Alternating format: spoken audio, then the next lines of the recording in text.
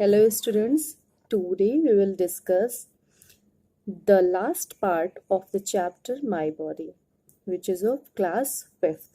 And what is this topic? This topic is sense organ of other animals or different animals. In the previous class, we had discussed the sense organ in human.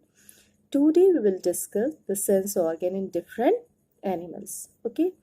So the first is in your book there are insects, fish, birds, reptiles and some mammals except human because human we had discussed earlier. Okay, so let's start with insects. Insects you have seen like in cockroach में आप आगे की तरफ वैसे निकली हुई दो hair like structure projections you have seen. These are known as antenna. इन्हें हम क्या बोलते हैं? एंटीना. अगर एक होता है तो एंटीना, एक से ज्यादा को हम क्या बोलते हैं? एंटीनी. ओके, तो ये जो होते हैं ये एंटीनीज जो होते हैं इन पे हेयर लाइक बहुत पतले पतले स्ट्रक्चर रोइंग जिसको कहते हैं पाए जाते हैं. इवन की पूरी बॉडी पे भी पाए जाते हैं. And these are known as feelers. इन्हें हम क्या बोलते हैं? Feelers. FEEL. Feelers. ERS. Okay, feelers. Feelers का काम क्या होता है? If you see they will help in smell and taste. Okay, ये स्मेल और टेस्ट में हेल्प करते हैं.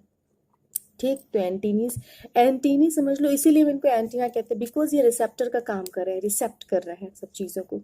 ठीक, okay. The next important thing, house fly. House fly कैसे टेस्ट को फील करती? With the help of its legs. ठीक है ना, तो ये दूसरा इंपॉर्टेंट पॉइंट है. House fly is also insect but it taste with the help of legs. Okay,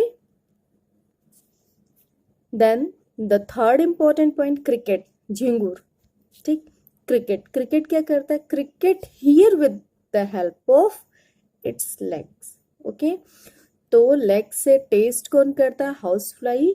और सुनता कौन है? Cricket. Okay, and other have, और दूसरे से कॉकरोच वगैरह है उनके पास क्या होते हैं? एंटीनीज पे प्रेजेंट होते हैं फिलर्स. तो filler help in smell and taste. Okay, तो it was a story of insects. Now come to the fish. Fishes में आप देखोगे फिश की बॉडी, सबसे पहले तो इनकी जो बॉडी होती है स्ट्रीमलाइन बॉडी होती है. इधर से भी बिल्कुल टैपरिंग इन होता है और इधर से भी. ठीक है, तो ये कुछ ऐसा स्ट्रक्चर बनाती है और इनकी बॉडी पे कुछ लाइंस प्रेजेंट होती हैं दीज लेटरल साइड में, और these lines are known as lateral lines. Important चीज है, याद रखना, लेटरल लाइंस. अच्छा, लेटरल लाइंस का क्या यूज होता है? सपोज करो ये पानी में रहते हैं, एक्वेटिक एनिमल है, तो सपोज करो दूर कहीं कोई प्रे है, ठीक, या कोई प्रेडेटर, मतलब कोई इनका शिकार है या शिकारी, वो थोड़ा सा भी मूव करेगा तो उससे जो पानी होगा उसकी भी वेव्स, उसमें भी वेव्स क्रिएट होंगी, वाटर वेव्स. एंड ये जो वाटर वेव्स है इनको कौन रिसीव करता है? ये लेटरल लाइंस. और लेटरल लाइंस रिसीव करती है, इन्हें पता चल जाता है कि दूर कौन सा एनिमल है या क्या मैसेज है. इस तरीके से ये आपस में कम्युनिकेट भी करती हैं. तो फिशेज में जो सेंस ऑर्गन हो गया, क्या हो गया? Lateral lines. इंसेक्ट्स में फिलर्स, फिशेज में yes lateral lines. Now come to the birds. Birds में आईज भी हैं, नोज भी है, ईयर भी है, everything is here.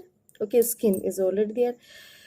They can feel with this, but instead of this they have some more things. Like देखो sounds, आपने कोयल की आवाज सुनी है, पिकॉक की सुनी है, स्पैरो की सुनी है. Yes, they have a sound box known as syrinx. इनके पास एक साउंड बॉक्स होता है जिसको हम क्या बोलते हैं? सिरिंग्स बोलते हैं. And with the help of this syrinx they can produce different type of voice. आप कभी देखो अगर बर्ड्स किसी खतरे में होती हैं या स्नेक देख लिया या डॉग देख लिया, तो उनकी जो आवाज होती है वो एकदम अलग तरीके की होती है.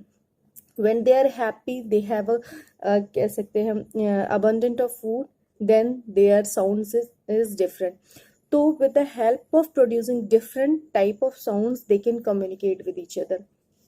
फूड कहाँ है, साथ में चलना है, and if there is some danger they can produce different type of sounds. अच्छा, दूसरी बात, वो डायरेक्शन का पता कैसे लगाती है? With the help of different shapes of sky first, and the very important thing, इनके यहाँ आईज के बीच में नोज के ऊपर एक मैग्नेटिक कंपास लाइक स्ट्रक्चर होता है, मैग्नेटिक कंपास जिसे बोलते हैं, ठीक है, उनकी नोज पे होता है, उसकी वजह से वो अर्थ में डिफरेंट डायरेक्शंस का पता कर लेती हैं। And there are so many things other than this.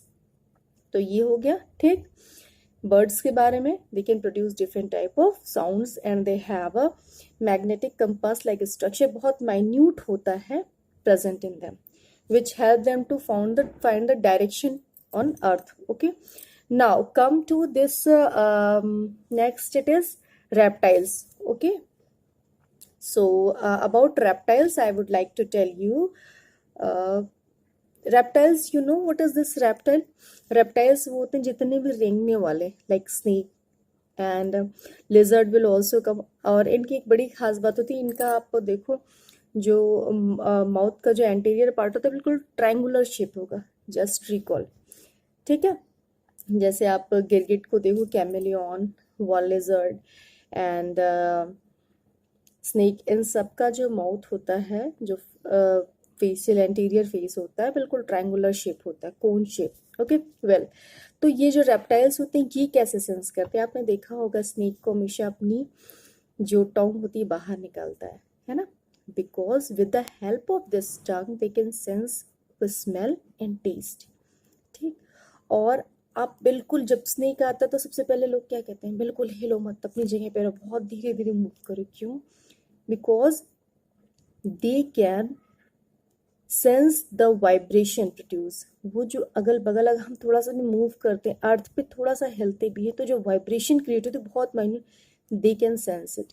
तो जो इनकी स्किन होती है, what they do, the skin can feel the vibration produced in earth, और जैसे ही वो वाइब्रेशन को फील करते हैं और स्नेक मूव करना शुरू करता है, या वो समझ जाता है कि या यहाँ पे कोई डेंजर है या फिर मेरा प्रे वहाँ पर है। मीन्स अगर उन्हें चूहा खाना होता तो भी उन्हें आइडिया लग जाता है, ठीक है।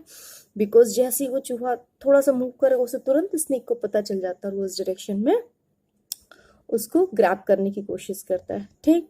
तो ये रेप्टाइल्स का पता चल गया, the tongue and the skin. Okay, now come to the some other mammals, then human क्योंकि हम लोगों ने ऑलरेडी डिस्कस कर लिया है।